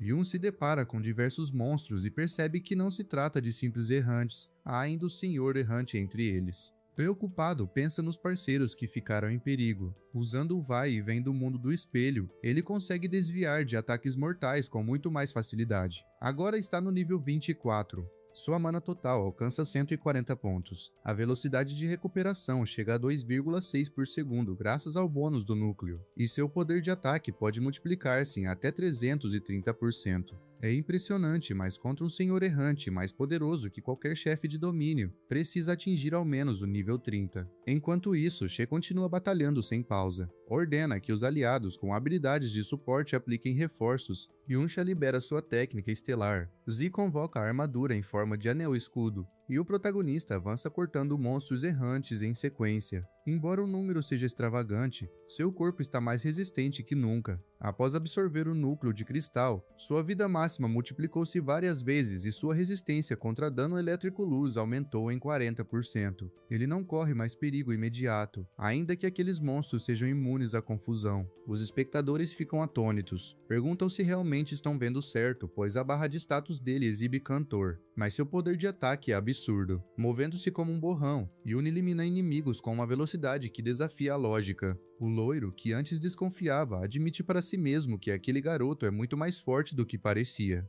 Yunsha observa também, impressionada, reconhecendo que não se trata apenas de coragem. Sua força é genuinamente surpreendente. Yun, igualmente chocada, acompanha enquanto ele continua subindo de nível. Uma voz murmura que não pode ser só um suporte, ele é forte demais. O loiro confirma que já o tinha visto antes e que na verdade é apenas um estudante. Os demais ficam ainda mais surpresos ao ouvir isso. De repente, o Senhor Errante solta um bramido aterrador, preparando outro golpe devastador. O protagonista consegue desviar por pouco, mas reconhece. Mesmo agora, se for atingido diretamente, não sobreviverá. E o pior, o monstro começa a se mover. Se aproximar do grupo, nem mesmo os 2 escudos invocados resistirão. O loiro percebe que a quantidade de monstros comuns diminuiu e sugere atravessarem em direção a outra saída. Se esperarem mais, o Senhor Errante alcançará todos. Mas um guerreiro retruca. Os 2 escudos são difíceis de transportar, e se atravessarem serão alvos fáceis. A tensão cresce até que uma voz firme se impõe. É Yun, declarando que atrairá a atenção do chefe e que os outros devem aproveitar para fugir. O loiro hesita e questiona. She, porém, pensa consigo que não podem permitir que o Senhor Errante continue. Caso sobreviva, reunirá hordas de monstros e acabará invadindo o mundo externo. Quase todos os cataclismos anteriores nasceram de criaturas como aquela. Por isso, decide, ficará para trás e o eliminará. O loiro, atônito, opta por correr, mandando todos escaparem depressa. Em seu íntimo, acredita que, por mais forte que o garoto seja, ninguém resistiria por muito tempo contra tantos monstros e um senhor errante. Se fugirem rápido, talvez ele também consiga. Um guerreiro lembra que Yun acabara de prometer eliminar o chefe, mas o loiro corta, dizendo que aquilo fora apenas para dar coragem a todos, pois diante de um senhor errante, a verdade é que não há esperança. Kyo olha para trás, sentindo-se inútil por apenas correr em um momento daqueles, e torce para que seu parceiro não se meta em encrenca. Enquanto isso, o protagonista continua massacrando monstros e subindo de nível, entrando e saindo do mundo do espelho sem parar. Yun se aproxima do chefe para atacar, mas logo percebe. A defesa dele é altíssima. O pouco de dano que conseguiu infligir foi curado na mesma hora por uma habilidade de recuperação. Era como temia, ainda precisava ficar mais forte. O cristal na testa da criatura deve ser o núcleo, o ponto fraco, mas seu poder de ataque ainda não era suficiente. She consegue arrancar um pedaço, mas pensa que os buffs dados pelos aliados já estão se dissipando e sua mana está quase esgotada. Não conseguirá sustentar a lâmina truque por muito mais tempo. Precisa subir de nível, então uma mão gigante desce sobre ele. Yun arregala os olhos, recua e pensa. O monstro já está prevendo onde ele pode aparecer. O Senhor Errante libera um poder colossal. O sistema notifica que Yun foi forçado a sair do mundo do espelho, e sua vida despenca em 50%. She percebe, é um ataque em área contínua em grande escala. Seu tempo restante no espelho está acabando. Se depender apenas disso para desviar, ficará sem saída. Pensa em usar mortos-vivos para bloquear, mas invocar agora significaria perder força acumulada para depois. Reflete se deveria recuar. Então, ao olhar de lado, vê as duas garotas e mais alguém se aproximando. Ele pergunta por que vieram. Yunsha responde que o irmãozinho implorou tanto que não tiveram escolha senão apoiá-lo, e acrescenta que já tem gente o suficiente para escapar. Yun agradece, mas a loira o adverte. Aquele chefe oculto ainda é perigosíssimo. Ela dará cobertura e pede para que ele recue. She recusa. Com a ajuda dela, não precisa mais se conter. Nesse instante, o protagonista sobe para o nível 30. Agora, enfim, acredita que seu ataque é suficiente. O sistema exibe dados da nova armadura adquirida. Yunsha pergunta se ele realmente pretende subir até o núcleo para atacar o ponto fraco, lembrando que nesta altura parece impossível chegar lá. Yun abre o livro que tanto desejava e o sistema notifica. Atração gravitacional, custo de 10 pontos de mana por segundo. Puxa o alvo à frente. Quanto menor o peso e maior a força do usuário, mais potente a atração. She pensa, é uma habilidade que pode puxá-lo em direção ao alvo. E afirma, está tudo sob controle. Ele concentra mana em sua mão e ativa a atração rígida, disparando em direção ao Senhor Errante. As duas irmãs observam, atônitas. O impacto é devastador. Uma luz intensa toma conta do lugar, e a vida de Yun cai em 107 pontos. Mesmo assim, ele avança em velocidade, rompendo o corpo do monstro em pedaços. O sistema notifica, Senhor Errante derrotado, experiência extra obtida, título Eliminador de Errantes adquirido, livros lendários Barreira de Luz Dourada e Bênção do Anjo conquistados, nível aumentado. Kyo exclama que ele é realmente forte. Yunsha, surpresa, reconhece que ele derrotou sozinho um monstro aterrorizante. O protagonista olha ao redor e percebe que 2 itens lendários caíram. Ele está sobre o corpo do chefe quando este se mexe, prestes a ruir. A loira grita para que tome cuidado. She salta para longe e o colosso desaba. De repente, Yun percebe algo. A montanha parece oca. Observa melhor e conclui que ali, há muito tempo, nasceu um senhor errante ainda mais poderoso. As marcas de batalha no terreno são a prova disso. Pergunta em voz baixa, o que é isso? Ao lado, há os restos de Yi eliminado. Ele então encara uma estátua.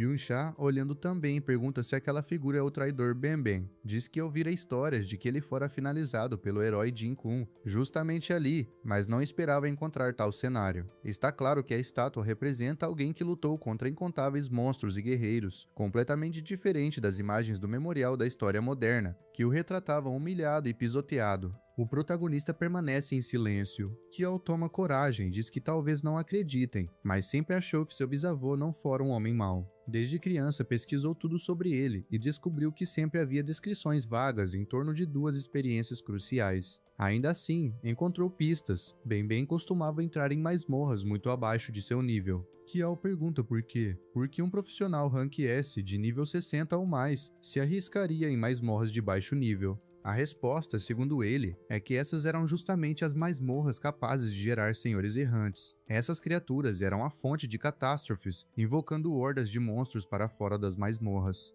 No passado, sem exércitos capazes de contê-los, o Império teve de confiar em profissionais poderosos e responsáveis para eliminar os perigos na raiz. E foi isso que seu bisavô fazia. Arriscava-se em masmorras inferiores para extinguir desastres antes que se espalhassem. Eles provavelmente acham que ele está apenas fantasiando. Até mesmo sua própria família insiste que só procura consolo. Por isso, interpreta demais nas entrelinhas. Yun coloca a mão sobre o ombro dele e diz que acredita. As duas garotas o encaram em silêncio. E todos ficam sérios. She reflete que o bisavô realmente não parecia ser aquele tipo de pessoa. O protagonista lembra de quando eram pequenos e Benben dizia que não precisava de mestre, que o velho devia se aposentar logo. Recorda também do dia em que os monstros quase o eliminaram, e Benben pediu ajuda ao mestre. Depois de salvo, retrucou friamente, perguntando quem havia pedido por aquilo e exigindo que não repetisse no futuro. Já adulto, Benben perguntava se havia sido descoberto de novo, e dizia ser do tipo que treinava em segredo para só depois se exibir diante dos outros. Aconselhava o neto a relaxar, pois as masmorras que enfrentava não ofereciam riscos letais. Questionava por que escolher a classe de guarda da espada, a mais fraca entre os avanços de portador de escudo, mas afirmava que como ele investia apenas em força e velocidade, nenhuma outra profissão de escudo conseguiria acompanhá-lo, e ele realmente sabia carregar equipes inteiras. Sempre encontrava hordas de errantes pelo caminho, não resistia ao grinding, e quando acabava salvando pessoas, dizia que era apenas algo que acontecia no percurso. No presente, Yun pensa que só por isso já tem motivos para acertar as contas com a família Jing. Em outro lugar, Ji questiona se o que Shu disse é verdade. Gil confirma e acrescenta que, se houver dúvidas, podem perguntar ao professor responsável pela masmorra. Aquele sujeito realmente era incrível. Ele próprio fora barrado na entrada, mas ouviu os que saíram comentando que, de longe, tinham visto o Senhor Errante cair. A comoção foi enorme, devia ter sido Yun quem o derrotou. Naquele instante, Tio se perguntou qual seria a verdadeira entidade desse rapaz. Enquanto isso, na sede da família Jing, todos permanecem em silêncio. Ji ordena convocar os guardas para irem com ele até a masmorra do traidor. Depois se corrige, lembra que a família Kyo também estava envolvida e exige que tragam essas pessoas junto. Na masmorra, o protagonista segura o livro de habilidade Barreira de Luz Dourada e o entrega ao parceiro, dizendo que poderia aprender, já que não exigia nível mínimo. Yun-Sha arregala os olhos e pergunta se aquilo não era uma habilidade lendária, e ele simplesmente acedeu assim. Yun responde que é uma técnica exclusiva de portadores de escudo. Ele mesmo não poderia usá-la de qualquer forma, e lembra que talvez seu bisavô tenha recorrido a ela com frequência. A loira comenta que realmente não faltam habilidades poderosas a ele, pois suas técnicas já são naturalmente de nível alto, mas ainda assim existe uma diferença colossal comparada aos dele, seja o desaparecimento súbito, seja a invocação de incontáveis mortos-vivos. She pensa em seus mortos-vivos e recorda que suas invocações nascem de almas. Além dele, outras almas também se prendem ao mundo do espelho. Então percebe que ainda restava tempo de permanência ali e cogita testar. Ao erguer os olhos, vê a silhueta de um cavaleiro. Yun cochicha para a irmã que precisam ir, pois mais tarde terá a cerimônia da plateia. Yun-Sha responde que obviamente aquilo era muito mais interessante e questiona o que ele estava aprontando, já que sumira por tanto tempo. Dentro do mundo do espelho, Che encara o espírito de Benben e desabafa que jamais pensou em reencontrá-lo. Havia tantas coisas que queria dizer, mas uma névoa sombria começa a subir ao redor da alma, devorando-a. O protagonista recua, percebendo que ele realmente se transformara em morto-vivo e não deseja lutar. Benben o encara e memórias de sua vida passam diante dos olhos. Yun se pergunta se está presenciando a experiência dele. She observa mais atentamente e estranha. A postura parece estranhamente familiar. De repente, o som de vidro se partindo ecoa alto. Sem entender, ele se pergunta o que diabos estava acontecendo e grita pelo nome do outro. O espírito de Benben, agora cercado por uma aura terrível, avança para atacá-lo. Yun bloqueia como pode e conclui que se trata apenas de uma batalha instintiva, mas pensa em recuar. O sistema o notifica de que não pode sair da área atual do mundo do espelho. She entende que não há escolha, terá de lutar. Enquanto isso, do lado de fora, Kuao observa apavorado.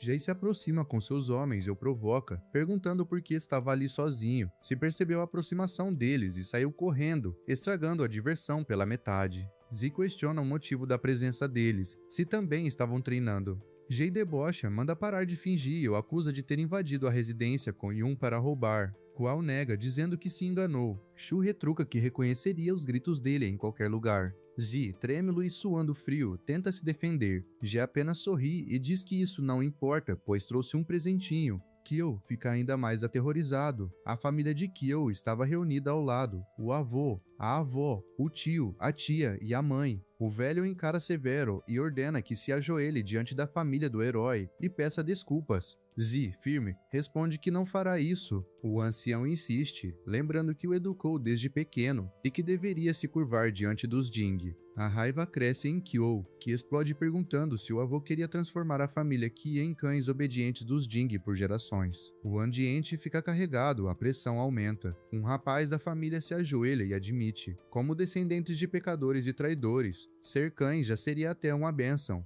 A senhora, aflita, intervém dizendo que ele quer acabar com toda a família. Lembra do pai que enlouqueceu e pergunta se ele entende como é difícil para a mãe manter todos unidos sozinha. Zi os encara com firmeza e declara que estão cegos. O bisavô entrou naquele reino secreto para enfrentar a catástrofe de antemão e só se sacrificou porque tantos se voltaram contra ele. A sua vida coletando informações, nunca encontrou provas concretas, mas agora as evidências estão ali, claras. O avô não era um traidor, era inocente. A propaganda distorceu a verdade. Quando tudo for revelado, o nome dele será limpo, e eles não precisarão mais viver como servos. A família Jin não tem o direito de tratá-los assim. Os parentes do avô, tio, segundo tio, não deveriam ter sido exterminados por causa de uma mentira. G gargalha alto, zombando da fala dele. Diz que é infantil, mas que de certo modo é verdade. O bisavô realmente morreu em uma emboscada. Não era vilão algum. Mas foi justamente essa emboscada que permitiu ao avô de G ascender ao poder.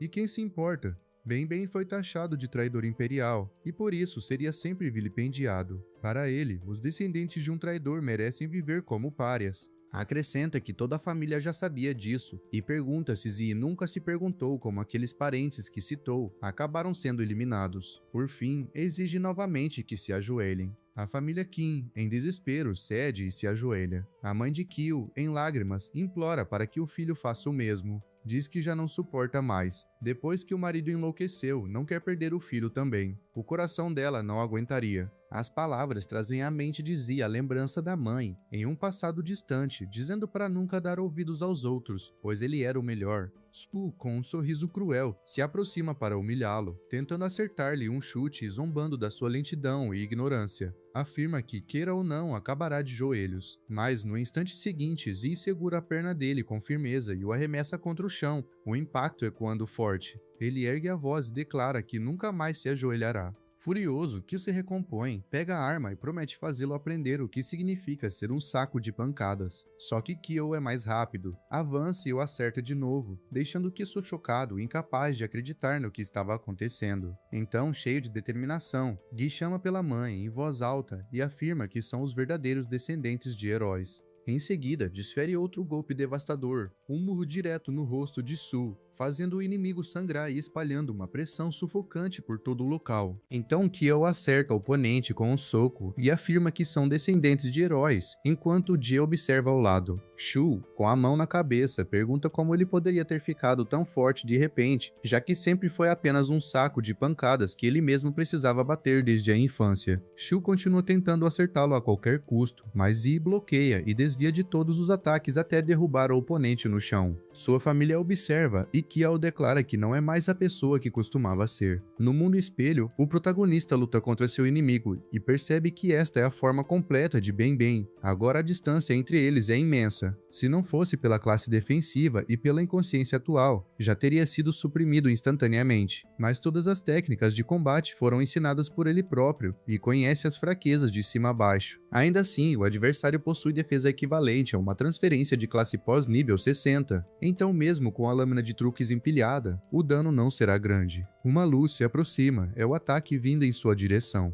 Yun ativa sua habilidade lendária dourada, a barreira de luz, bloqueando o golpe e reconhecendo o problema. Um grande impacto ocorre. Enquanto isso, Ju se levanta novamente e insiste em avançar, mas Kiel o acerta primeiro, derrubando-o mais uma vez. G começa a liberar energia nas mãos e pergunta se ele ainda não consegue vencer aquele pirralho. O terceiro mestre da família Jin avança, dizendo que ele mesmo vai descontar sua raiva. Quando G se prepara para atacar, percebe algo estranho e questiona se aquilo é uma barreira de luz dourada. Dentro dela, Zi diz a Shu para apenas ficar do lado de fora e observar. Do outro lado, os ataques continuam. Enquanto o protagonista ataca, usa também sua barreira de luz dourada, pensando que a defesa não está apenas ligada aos atributos defensivos do usuário. Desde que o dano não ultrapasse o dobro da tolerância, pode resistir a pelo menos 10 ataques, mas é uma habilidade consumível. Até o menor dano drena energia, e quando esta se esgota, 10 golpes são suficientes para destruí-la. A barreira finalmente se quebra e G debocha dizendo que mesmo com essa proteção não faz diferença, pois nem quando aquele lixo do Benben a usou ele se importou. Kyo continua atacando Shu e declara que, se o bisavô estivesse ali, ele estaria ajoelhado pedindo misericórdia. Barulhos ecoam, e uma voz provoca, perguntando se ele fala daquele homem inútil que morreu em um reino secreto de baixo nível, afirmando que mesmo que tivesse vindo, seria ele quem se ajoelharia. Muitas pedras caem, Zi fica gravemente ferido, e o terceiro mestre caminha na direção de sua mãe. Desesperada, ela implora dizendo que o filho é apenas um jovem ignorante e pede que os poupe, oferecendo-se de joelhos para que faça o que quiser com ela. G se anima com o pedido, e pergunta ao pirralho o que acha disso, dizendo que, se ele não se ajoelhar, cortará a mãe dele, e logo muda de ideia, afirmando que tanto faz a muitas pessoas que pode cortar. Kyo pede que espere e um grande impacto ocorre, fazendo Zi arregalar os olhos. Quando a fumaça se dissipa, todos ficam chocados. G paralisa e pergunta se ele é bem. Uma silhueta humana bloqueou o ataque e a mulher o chama de avô. As pessoas ao redor murmuram se ele ressuscitou e se aqueles que foram finalizados podem realmente voltar. A anciã comenta que aquela forma se assemelha a um lixo. O protagonista se aproxima, dizendo que todos o desprezaram antes e que, é claro, voltaria do inferno para acertar as contas. O terceiro mestre o encara e ordena que seus homens o capturem. Eles avançam, mas Benben bloqueia e contra-ataca com força. O velho se impressiona com o poder e pergunta se aquilo é John. Zi pensa que aquele bloqueio técnico segurando tantos guardas de uma só vez é impressionante. G afirma que é apenas o morto-vivo que ele invocou e que esse tipo de lixo já apareceu várias vezes em sua casa, todos de nível 33, inclusive os mortos-vivos de John, que ainda são lixo. Benben avança em sua direção e ambos trocam golpes. O terceiro mestre comenta se aquilo é uma técnica de bloqueio e diz que, diante do poder absoluto, tudo isso é inútil. Uma luz é emitida contra ele, e G reconhece outra barreira de luz dourada. Uma voz explica que, mesmo tendo se tornado um morto-vivo, Benben é de classe S, e apenas a barreira de luz dourada já é suficiente para mantê-lo ocupado por meio-dia. Se todos atacarem juntos, drenarão a energia em pouco tempo. O terceiro mestre observa os mortos-vivos lutando contra seus soldados e comenta que é só um pequeno problema, já que criaturas assim são apenas invocações. Basta eliminar o invocador que as invocações desaparecerão. G se aproxima confiante, pensando nos tesouros de alta classe que o avô lhe deu, acreditando que pode vencer, até que alguém se move rapidamente e o corta antes que possa reagir. O terceiro mestre tenta atacar com a garra drenante, mas não vê mais o oponente à frente e se pergunta se ele desapareceu, quando o protagonista enfia a espada em suas costas. A pressão se torna tão intensa que Yun é forçado a recuar. John saca sua espada e avança junto com Che, cortando o inimigo mais uma vez, e G os chama de lixo.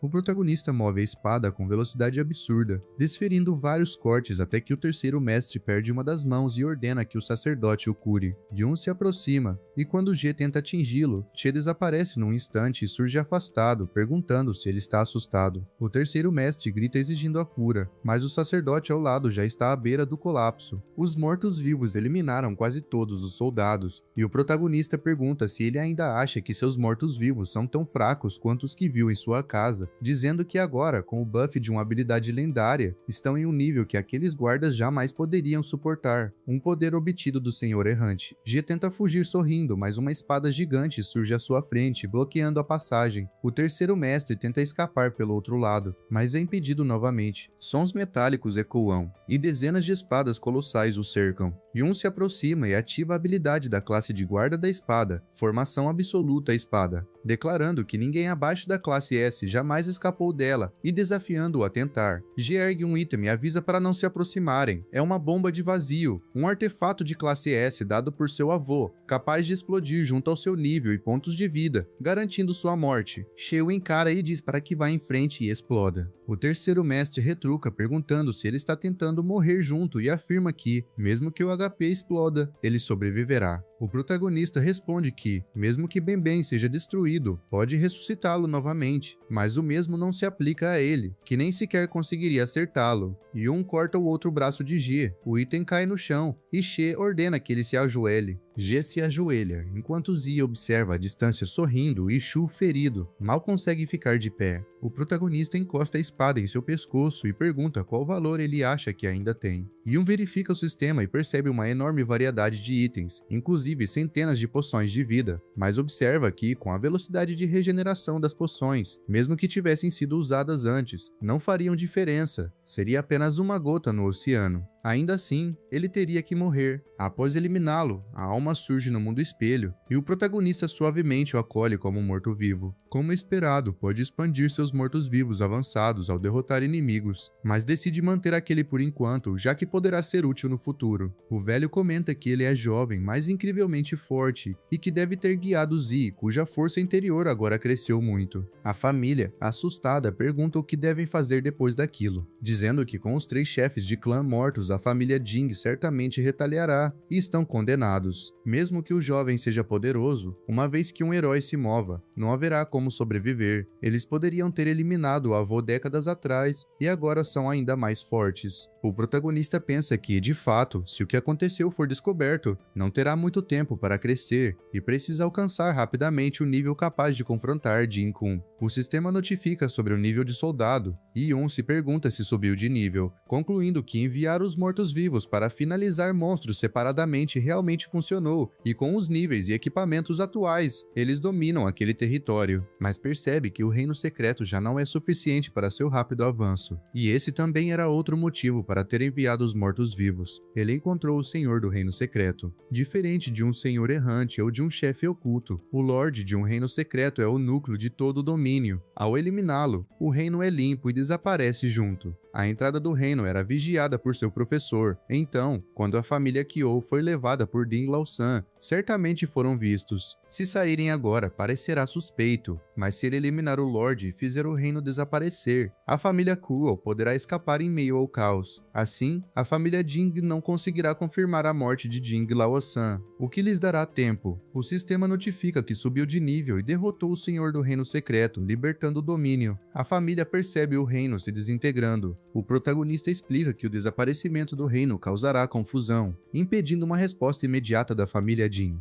Eles devem aproveitar o caos para fugir e não estarão em perigo por um tempo, e se forem perseguidos, bastará entregá-lo. Yun reflete sobre as lembranças de seus mortos-vivos enquanto She analisa as informações do sistema e conclui que para elevar o mundo espelho ao nível 3, precisa eliminar senhores de reinos secretos. A última atualização do mundo espelho fortaleceu enormemente, e se conseguir subir de nível novamente, poderá diminuir rapidamente a distância entre ele e Jin Kun. Em outro local, um reino secreto particular de um homem rico, um cavaleiro questiona se precisam ser tão sérios e quem ousaria invadir um reino privado, dizendo que seria melhor jogar em cartas. Uma luz brilha atrás dele e o cavaleiro se vira, sentindo que alguém o observa, mas acredita ser apenas uma ilusão. O protagonista pensa que guardas civis normalmente não passam no nível 30 e poucos, e que esses reinos secretos particulares são praticamente indefesos para alguém como ele. Está quase lá. Quando chegar o momento de enfrentar Jin Kun, precisa manter o autocontrole. Quanto mais calmo estiver, menos erros cometerá. Yun elimina uma sequência de monstros, e sua experiência aumenta diversas vezes. As notícias noticiam o surgimento surgimento de destruidores de reinos. Vários reinos secretos privados foram misteriosamente liberados de forma ilegal. O Departamento de Segurança Pública considera a situação grave e enviou oficiais de alto escalão para investigar. O velho, observando o jornal, pergunta se foi o responsável e comenta que, com tantos reinos destruídos de repente, as autoridades certamente associarão o incidente àquele que eles invadiram, o que levará a família Jin até ele. Mas reforça que Yun fez o que precisava, pois sem isso nunca teriam escapado. A família Kyo, aliviada, diz que o esconderijo fica a dias de distância da família Jing e que foi muito difícil se ocultar sem deixar rastros, acreditando que finalmente conseguirão escapar. De repente, uma explosão ecoa e uma voz debocha perguntando sobre o que era mesmo que tentavam escapar. É o segundo chefe, Jing Hao, que aparece e zomba, perguntando se acham que podem fugir sob as costas de um criminoso, mesmo que não tivessem ligação direta com ele. Só o fato de terem fugido já os torna alvos. Ele afirma que ousar escapar da família Jing é imperdoável e que já rastrearam o paradeiro do criminoso. Enquanto isso, no reino secreto do herói, o protagonista observa do alto de um morro e pensa que veio por Jing-kun. Os reinos secretos que limpou antes eram apenas de nível 30, o que é muito lento para o avanço que busca. Já os reinos de nível elevado são controlados pelo Estado e protegidos pelo exército, e ninguém tem permissão de se aproximar a menos de 2 km. Mesmo quando acessa o mundo espelho, só pode explorar 200 metros, sem chance de entrar livremente nesses locais sem ser detectado. Ele conclui que precisará da ajuda dela. A mulher loira diz que, se ele a chamou ali é porque quer algo a mais e responde que de forma alguma o ajudará. Ela afirma que não sabe o quanto ele entende sobre sua identidade, mas que nem mesmo ela pode entrar nesses reinos sem um passe. Ryun então entrega o passe e a loira o examina, observando que é um passe temporário, válido apenas com um acompanhante. Ela percebe que ele evitou o envolvimento da família e quer se infiltrar sorrateiramente no reino sem ser percebido, e questiona o motivo. She responde que ela mesma viu o que aconteceu com John no reino secreto daquele traidor, e acredita que há algo suspeito na rebelião daquela época, dizendo que quer ajudar seu amigo, e a família Kyo a limpar a humilhação e buscar a verdade contra os heróis. A loira ri e pergunta se ele acha que ela é tola, lembrando que não são parentes e que não arriscaria ofender os heróis apenas por causa da família. Ela ressalta que, além disso, ele já se infiltrou na mansão da família antes e parece ter previsto o que ocorreu com John, perguntando se foi por isso que ele roubou o passe antecipadamente. A loira acrescenta que recentemente Jin-san entrou no reino secreto daquele traidor apenas para causar problemas a ele e a Zi, mas desapareceu desde então e ninguém o encontrou.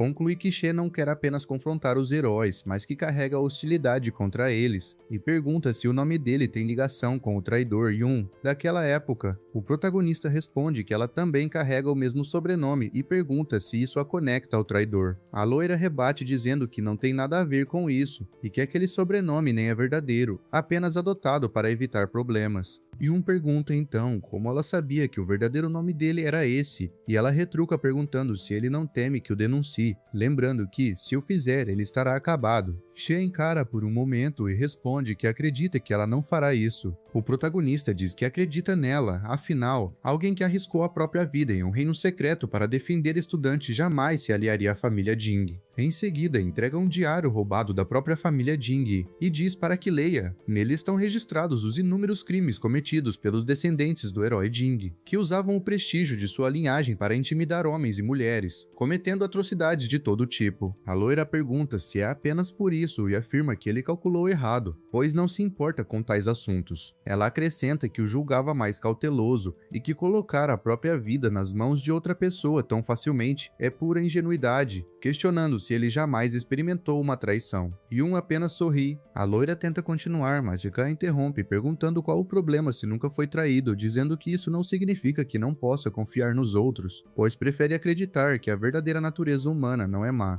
A loira observa em silêncio, pensando que ele realmente não parece alguém bom, e diz que se ele confia tanto nela, então que a acompanha. Assim verá com os próprios olhos se será traído ou vendido no meio do caminho. Caminhando com a cabeça baixa, ela reflete que jamais imaginou que, mesmo agora, alguém ainda pudesse confiar nela como em uma boa pessoa. Em outro lugar, um guarda se aproxima e diz que as ordens já foram dadas há dias, permitindo a entrada direta da senhorita, e pergunta por que ela não veio junto com o ancião Jindan, que acabara de entrar no reino secreto. Também questiona se o encapuzado ao lado é o guarda dela e pede que não o entenda mal. explicando que o ancião alertou sobre o roubo de um passe temporário da família, então deveriam agir com cautela. A loira o encara e pergunta se aquilo é um interrogatório, e o cavaleiro nega, dizendo que apenas segue instruções do Departamento de Segurança, pois recentemente o criminoso que invadiu reinos secretos de forma ilegal foi visto nos arredores do reino secreto do herói, e estão apenas garantindo a segurança. A loira, fingindo irritação, diz que insistem em inspecionar, então que façam logo. Puxa o encapuzado pelo braço e pergunta se o guarda acha que ela não reconheceria seu próprio subordinado. Uma voz sugere que ele poderia ter sido trocado e por isso também deveria ser verificado. O cavaleiro, nervoso, responde que jamais ousariam fazer algo assim. Se a senhorita chá tem tanta certeza, não pode haver erro e permite a passagem. O protagonista caminha encapuzado, pensando que o status dela é ainda mais alto do que imaginava. A loira comenta que por causa da confiança dele decidiu trazê-lo, mas que não pretende se envolver além disso e não ajudará mais. Yun agradece e pede que quando sair, leve consigo o esqueleto, pois assim ninguém desconfiará dela. A loira ri e diz que ao menos ele tem alguma consciência. She entra então no mundo espelho, dizendo que finalmente pode usar a habilidade desbloqueada ao alcançar o nível 3.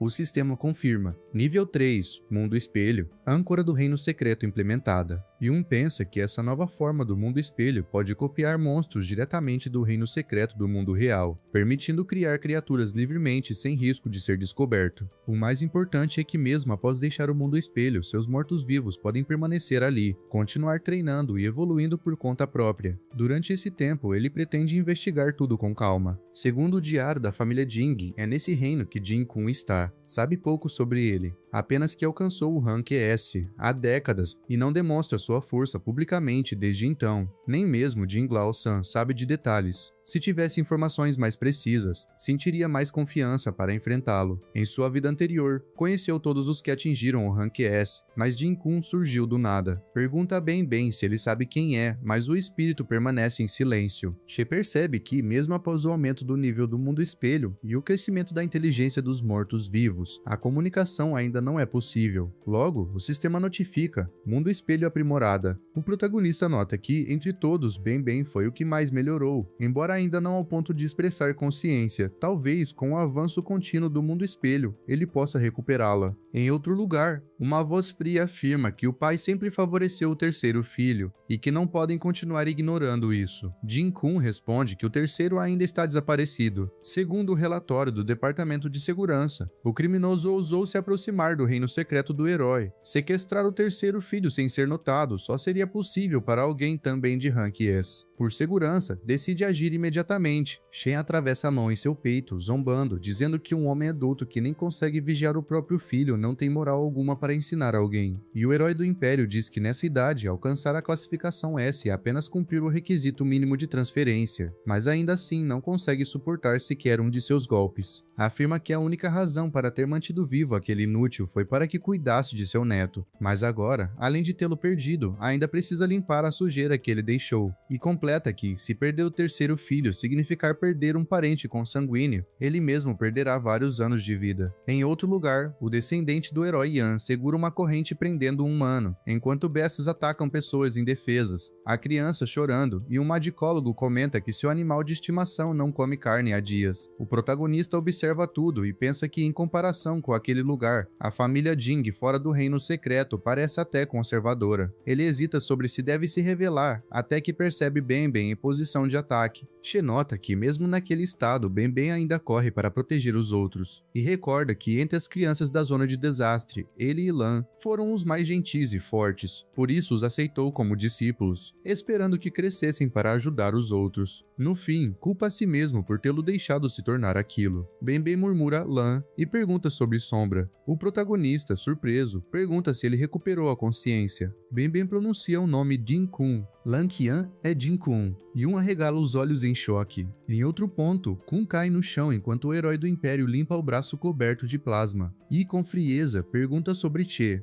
se está usando um nome semelhante só para provocá-lo. Diz que jamais pensou que ouviria aquele nome de novo depois de tantos anos e que quer ver quem ousa desafiá-lo. Noutro local, o descendente passa a mão no queixo dos orcs, elogiando-os, e comenta que andou ocupado cuidando de outros animais de estimação e que eles devem estar famintos. À frente, há pessoas acuadas e uma criança chorando desesperada. O descendente diz que está entediado desses brinquedos e ordena que os devorem. Os orcs avançam de imediato, mas um deles é cortado em pedaços pelo protagonista, que ataca com intenção assassina enquanto pensa em como Lan Qun poderia ser Din Kun. O magicólogo grita perguntando quem é o intruso e se tem coragem de invadir o território de um herói, e Yun se questiona como aquilo é possível, se foi Din Kun quem ensinou tamanha perversidade. Recorda as palavras que dizia às crianças, que embora o poder dos profissionais tenha superado a era dos cavaleiros, ele, como descendente deles, ainda deseja transmitir algo.